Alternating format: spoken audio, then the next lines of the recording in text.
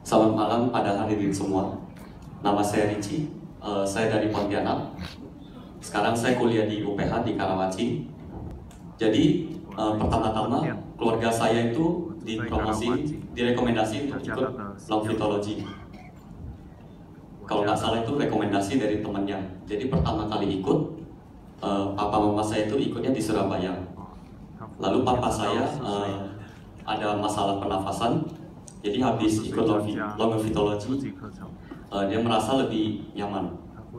Setelah itu dia pulang, lalu menceritakan kepada orang tuanya, yaitu kakek nenek saya.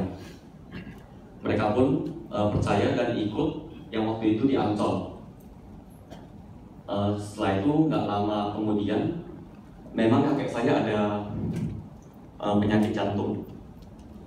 Lalu suatu saat, itu hari Minggu, jadi dokter umum itu pada nggak buka di Pontianak. Di rumah sakit pun dokter pada nggak siap.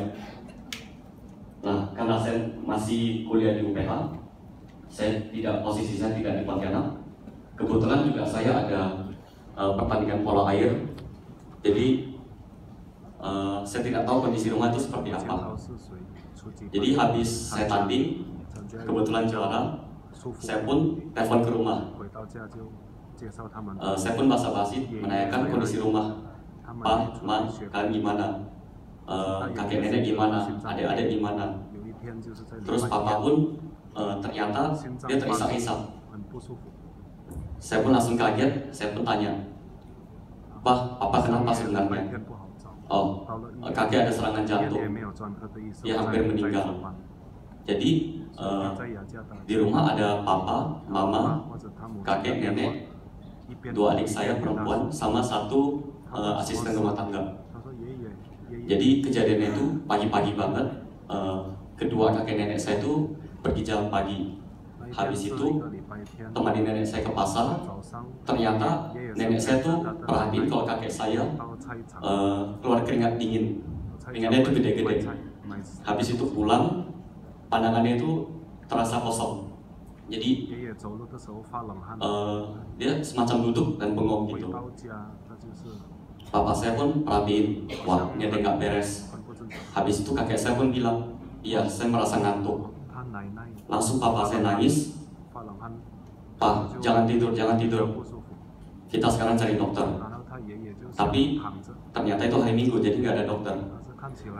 Papa saya pun langsung telepon om saya dan tante saya. Kebetulan hari Minggu, jadi mereka pergi beribadah, jadi nggak angkat telepon. Satu rumah pun jadi panik. Habis itu ternyata mama dan nenek saya pernah ikut advance class longitology di Medan waktu itu.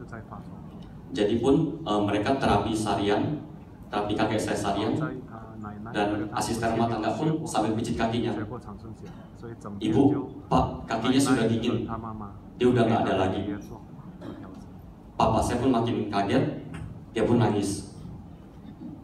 Nenek saya pun nangis, mama saya pun nangis, semuanya nangis. Jadi cuma mama saya dan nenek yang terapi saja. Jadi papa udah stres. Tiba-tiba papa keingat waktu itu temannya ada bilang kalau dari Singapura itu bisa sewa pesawat semacam jet pribadi terbangin ke Pontianak, dan itu pun perlu waktu sekitar 9 jam untuk proses, karena kan harus dapat izin mendarat dulu. Habis itu setelah telepon beres, ternyata om saya nggak lama langsung telepon, ada apa? Papa saya pun cerita. Habis itu dia cepat-cepat datang. Ternyata dia ada bawa satu teman baiknya, itu seorang dokter umum. Jadi kalau itu dokter kalau nggak kenal dia nggak bakal datang. Untungnya om saya kenal, jadi langsung dia bawa ke rumah. Lalu dia lihat kondisi kakek saya, wah, kok papa kamu bisa bertahan selama ini? Nah, karena di sini rumah sakit peralatannya nggak siap, ya udah, saya kasih obat untuk supaya dia bisa tahan. Jadi sampai Singapura, moga-moga bisa terobati. Itu pun kalau selamat, dia bilang. Dan akhirnya udah minum obat, kami pun lega. Habis itu, ya singkat cerita lah, pesawatnya sampai, dan mereka pun sampai di Singapura. Nah, sampai di rumah sakit, itu tim dokter sudah siap. Mereka pun setelah mendengar cerita dari papa saya, mereka pun kaget. Bagaimana papa kamu bisa bertahan selama ini? Karena biasanya orang yang udah terkena serangan jantung untuk 8 jam ini sudah kemungkinan kecil untuk selamat. Jadi kami pun nggak sempat kayak untuk jelasin apa itu lung fitologi dan apapun itu. Jadi ya sudah, langsung kakek saya ke ruang operasi dan proses medis. Sampai sekarang kakek saya masih bisa menghirup udara segar. Jadi itu cerita dari saya. Jadi saya sekarang ingin mewakili keluarga besar saya mengucapkan terima kasih kepada Wei Lao Shi dan juga panitia-panitia yang membantu di sini ataupun di tempat lain. Jadi keluarga saya memutuskan untuk memberikan ikat pinggang. Dan kenapa itu ikat pinggang? Karena kami anggap ikat pinggang adalah sesuatu untuk mengeratkan.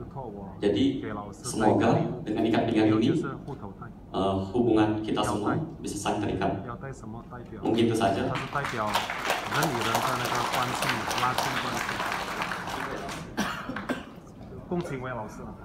Sekarang saya mengundang Wei Lao Shi untuk